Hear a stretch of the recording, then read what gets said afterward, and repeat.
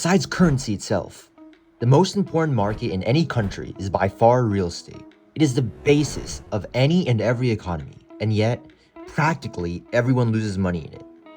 See, the keyword in that sentence is practically, because while practically everyone is losing money in this market, it is also the basis of income for the world's largest banks and governments themselves that make money, either by profiting or printing money itself.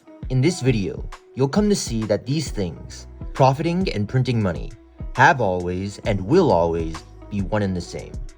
See, investing in real estate is really investing in the development and business of the place that the real estate in question is situated. A house's value is in the schools and nearby amenities, and a storefront's value is in the net worth of nearby residents and tourists, as well as nearby foot traffic. So it's no wonder that governments worldwide care most about this market when deciding on both monetary and subsidiary policy. In order to prove this point, one has to look no further than the supposedly capitalist United States to find an example of direct market subsidization and manipulation in terms of artificially propping up the real estate market. But to explain how this occurred, one has to look back to 1930s America. It was the height of the Great Depression, brought upon by the stock market crash of 1929 and multiple banking panics when bank insolvency fears led to mass withdrawals, among other things. US GDP dropped nearly 30% from 1929 to 1933, industrial production by 47%, and the unemployment rate rose to more than 20%. Added onto the pre-existing poverty of the 99%, it was clear that American capitalism was unsustainable, and America was ripe for socialism. Social Security was instated to aid those unable to work, unemployment benefits to aid those unable to find work. The labor market was manipulated with the passing of the Wagner Act of 1935, which encouraged the formation of unions for certain workers. Unions which could now go on strike legally.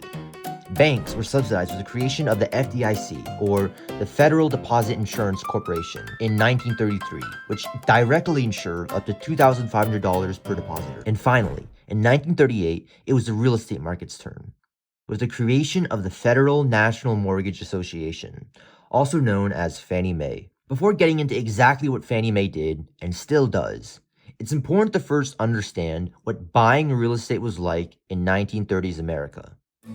Not that most people were buying property back then, or even now, but buying any property in that time was available to only the wealthiest of the wealthy.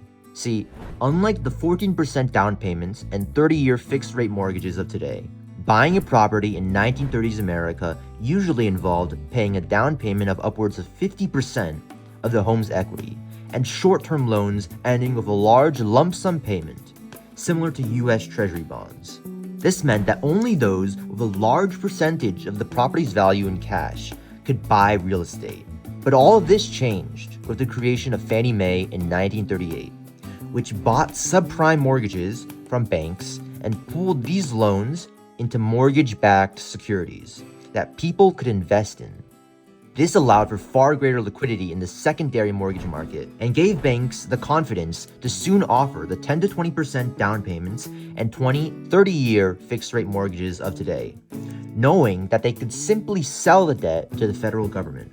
In 1970, the US government would instate Freddie Mac, which is basically Fannie Mae, except that Freddie Mac primarily buys mortgages from smaller banks and credit unions. Later, both Fannie Mae and Freddie Mac would get listed on the New York Stock Exchange as publicly owned companies. However, in order to sell these mortgages to Fannie Mae, banks also had to comply with the Statement on Subprime Lending, issued by the federal government, which meant that banks couldn't require borrowers to have mortgage insurance or raise interest rates to a certain point on these mortgages, manipulating the real estate market and propping up home prices. But in another instance of American market manipulation and subsidization, following the 2008 financial crisis and drastic downturn in real estate prices, which led to both Fannie Mae and Freddie Mac being delisted from the New York Stock Exchange as their stock prices plummeted, the US government bailed out these now public companies, placing them into a conservatorship of the Federal Housing Finance Agency. So, the US government has manipulated and subsidized its real estate market, time and time again, and it's not hard to see why. The US government wants the US real estate market to grow. and will throw all of its made-up currency at it to ensure that it does.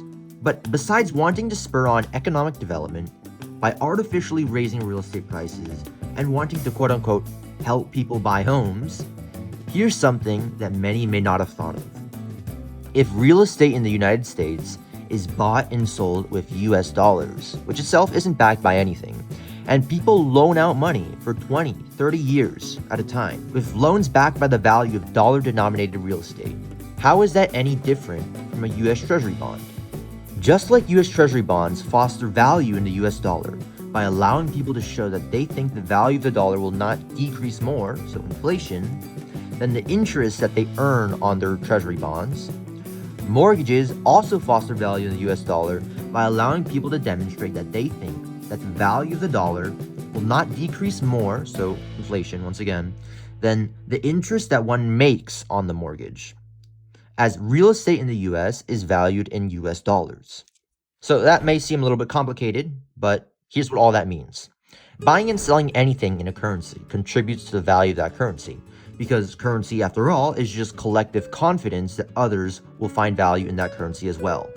However, loaning anything for money contributes even more to the value of that currency, because it demonstrates that people trust that that currency will not decrease in value a lot over an extended period of time, or else the person loaning the money would actually lose value over time.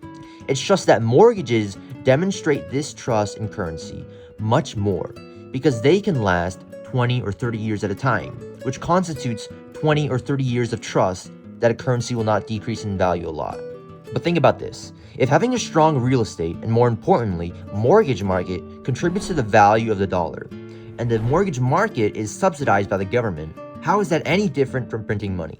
The US government basically pays banks dollars for them to offer mortgages to raise the value of the dollar.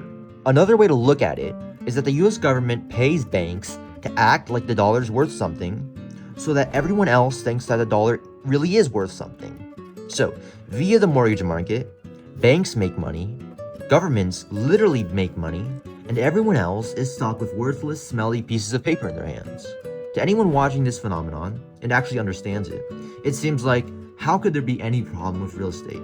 I mean, you basically have a cult that just keeps attaching value to real estate. But being in a cult and leading the cult are two very different things. And the reality is that only those with a lot of money get to lead this cult. See, renters obviously lose money in the real estate market. I mean, they pay like 30% on average of their income for nothing. But most buyers also lose money in the real estate market because they end up paying so much in interest on the property that they'll never make a profit on it. And even if they do, by the time that they do, inflation will have more than offset the increase in the number of smelly pieces of paper in their hands.